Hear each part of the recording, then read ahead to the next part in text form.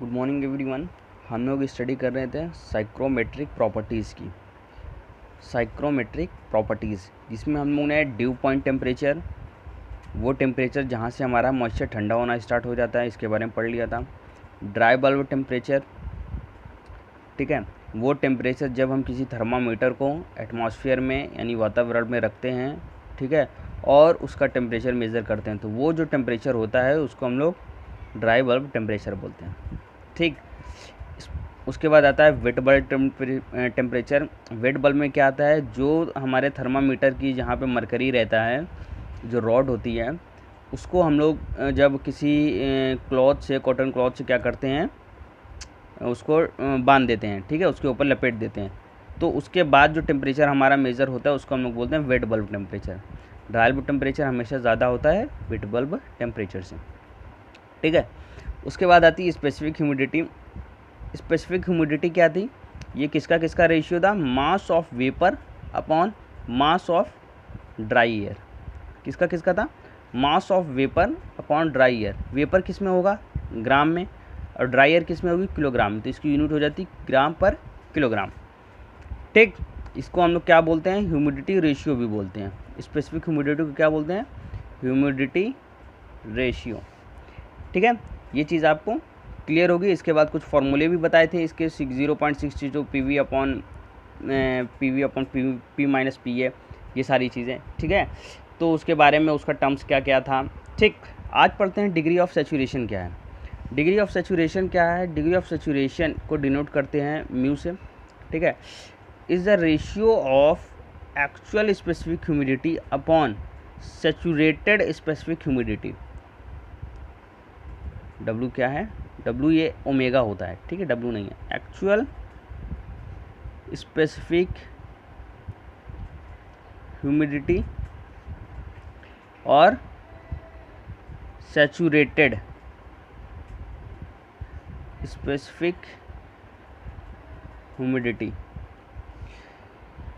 ठीक, जब हमारा ये तो हो गया, इसको बोलते हैं, इसके रेशियो को डिग्री ऑफ सैचुरेशन, ठीक है। अब एक कंडीशन आती है जब हमारा जो एक्चुअल स्पेसिफिक ह्यूमिडिटी वो बराबर हो जाए सैचुरेशन स्पेसिफिक ह्यूमिडिटी के, ठीक है। तो उस समय जो हमारी अनसैचुरेटेड एयर होती है, यानी जो हमारी एक्चुअल है वो सैचुरेटेड में हो गई, तो जो हमारी अनसैचुरेटेड एयर होती है वो कन्वर्ट हो जाती है किस में, सैचुरेटेड एयर में।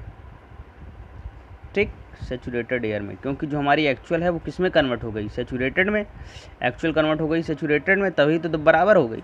इसी तरह से जो हमारी अनसैचुरेटेड एयर थी, जिसकी ह्यूमिडिटी कितनी थी, ओमेगा, ओमेगा एक्चुअल वाली की होगी, और सैचुरेटेड वाली की, सैचुरेटेड एयर की सैचुरेटेड होगी, ठीक है। तो जब हमारा जो एक्चुअल स्पेसिफिक ह्यूमिडिटी थी वो कन्वर्ट हो जा रही है किस में, यानी बराबर हो जा रही है किसके, सैचुरेटेड के, तो हमारी अनसैचुरेटेड एयर सैचुरेटेड एयर में कन्वर्ट हो जाएगी, ठीक है। समझ में आई बात। यानी अगर हम एक्सपेरिमेंटल में देखें कि अगर हमें किसी अनसैचुरेटेड एयर को क्या करना है, सैचुरेटेड एयर बनाना है, तो हमें कुछ नहीं करना पड़ेगा, जो इसकी स्पेसिफिक ह्यूमिडिटी है उसको इसके वैल्यू के मतलब इक्वल कर देंगे, सैचुरेटेड स्पेसिफिक ह्यूमिडिटी के वैल्यू को इक्वल कर देंगे जो एक्चुअल वाली की है, ठीक है, ओमेगा की वैल्यू, बस। तो हमें ये अनसैचुरेटेड हमारी सैचुरेटेड में कन्वर्ट हो जाएगी। ठीक, उसके बाद आती है relative humidity. Relative humidity, relative humidity ये तो हो गया, देखो तीन तरह की ह्यूमिडिटी आई हैं। स्पेसिफिक ह्यूमिडिटी ये था, ह्यूमिडिटी रेशियो इसी को बोलते हैं, ठीक है। उसके बाद डिग्री ऑफ सैचुरेशन, मतलब हमारा जो स्पेसिफिक ह्यूमिडिटी का रेशियो है एक्चुअल और सैचुरेटेड के बीच में। उसके बाद आती है रिलेटिव ह्यूमिडिटी, जिसको डिनोट करते हैं फाई से, ठीक है। इसको करते हैं म्यू से डिग्री ऑफ सैचुरेशन को, इसको करते हैं ओमेगा से, इसको करते हैं फाई से, ठीक। तो फाई बराबर क्या है, रिलेटिव ह्यूमिडिटी क्या है, पार्शियल प्रेशर ऑफ वेपर, ठीक है, partial pressure of vapour at saturated state, कहाँ पे, सैचुरेटेड स्टेट, ठीक है। इसी तरह से mass of vapour, mass of vapour at saturated state, ये जो पीवी लिखा है, इसका मतलब क्या है, partial pressure of water vapour, ठीक है। और जो ये PVS लिखा है सब कुछ सेम रहेगा, partial pressure of water vapour at saturated state, saturated state same as ये क्या है, मास ऑफ वाटर वेपर, ठीक है। ये हो जाएगा पूरा same at mass of water vapour at saturated state, ठीक है। तो ये जो है रिलेटिव ह्यूमिडिटी है, ठीक। ये आपको समझ में आ गई होगी कि डिग्री ऑफ सैचुरेशन क्या है और रिलेटिव ह्यूमिडिटी क्या है, ठीक है। अब देखिए साइक्रोमेट्रिक प्रॉपर्टीज़ हो गई आपकी कंप्लीट, ठीक है।